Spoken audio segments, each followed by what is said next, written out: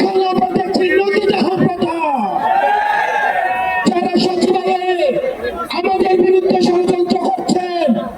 আপনাদেরকে বলতে চাই, আপনারা রিয়েলিটি মাইনে নেন। আপনাদের আম্মু আর দেশে ফিরবে না। আমরা তাকে সীমান্তের পারে পাঠিয়েছি, এই খুনি আসলে দেশে পুনর্বাসন হবে না। প্রিয় দেশবাসী, আপনারা জানেন গত 16 বছর এই ফ্যাসিবাদী সরকার খুনি হাসিনা প্রত্যেকটি রাজনৈতিক দলকে, ফ্যাসিবাদী শক্তিকে নির্যাতন এবং নিপীড়নের মধ্য দিয়ে তাদের থেকে ভোটাধিকার কেড়ে নিয়েছে। বিএনপি, জামাত সহ ফ্যাসিবাদ বিরোধী যতগুলো শক্তি রয়েছে, আলেম ওলামা রয়েছে, অনলাইন অ্যাক্টিভিস্ট রয়েছে, তাদের স্বাধীনতাকে হরণ করেছে। আমরা যারা জুলাই গণঅভ্যুত্থানে আমরা নেতৃত্ব দিয়েছি, আমাদের তাকে সারা বাংলাদেশে মানুষ রাস্তায় নেমে এসেছে এবং আমরা এই হাসিনাকে পালিয়ে যেতে বাধ্য করেছি। আমরা এই সরকারকে বলতে চাই, আজকে 5ই আগস্টের পরে আজকে এই পর্যন্ত আইন শৃঙ্খলা পরিস্থিতি এখনো পর্যন্ত স্বাভাবিক হয় নাই, দ্রব্যমূল্য এখনো নিয়ন্ত্রণে আসে নাই। আপনি যদি মনে করেন, বারবার বলতে থাকেন সিন্ডিকেট এক হাত থেকে আরেক হাতে গিয়েছে, তাহলে আপনার কাজটা কি?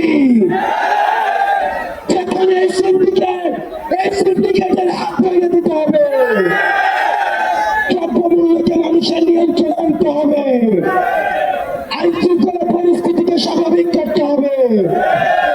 কোন বিপ্লবীর গায়ে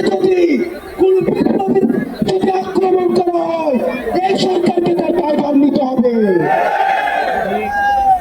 আজকে এতদিন হয়ে গিয়েছে, আপনারা জানেন আমরা এখনো পর্যন্ত বিচার বহির্ভূত যে হত্যাকাণ্ডগুলো হয়েছে, এই হত্যাকাণ্ডের বিচার নিশ্চিত করতে পারি নাই।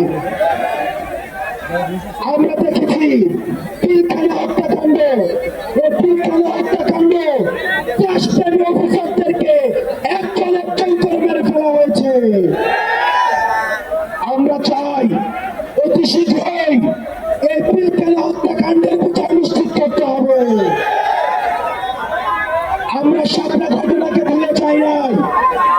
আমরা দেখেছি সাপড়াতে রাতের অন্ধকারে লাইট টিপিয়ে আলেম ওলামাদেরকে মেরে ফেলা হয়েছে। আলেম ওলামাদের বিচার নিশ্চিত, আলেম ওলামাদেরকে যে হত্যাকাণ্ড করা হয়েছে সেগুলোর বিচার নিশ্চিত করতে হবে।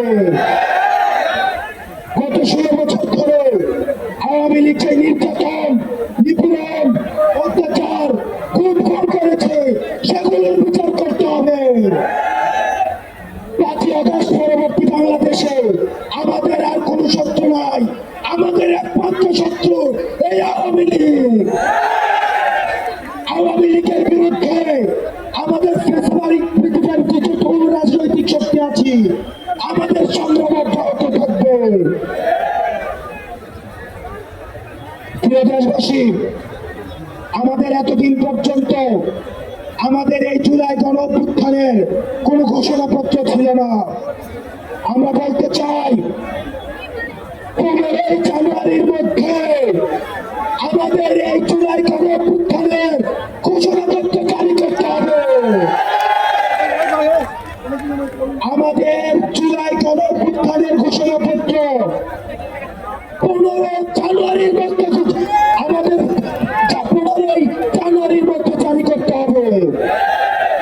প্রিয় দেশবাসী, এই 15 জানুয়ারি পর্যন্ত আপনারা জেলায় জেলায়, পাড়া মহল্লায় এই জুলাই ঘোষণাপত্রের পক্ষে আপনারা মানুষের কাছে যাবেন, মানুষের কথা শুনবেন, তারা কি বলতে চায় সেই কথাগুলোকে উঠিয়ে নিয়ে আসবেন। আওয়ামী লীগের বিপক্ষে, মুজিববাদীদের বিপক্ষে, যারা এই ফ্যাসিবাদী এবং সন্ত্রাসের রাষ্ট্র কায়েম করেছে তাদের বিপক্ষে আমাদের এই লড়াই, আমাদের এই সংগ্রাম আমাদের জারি থাকবে।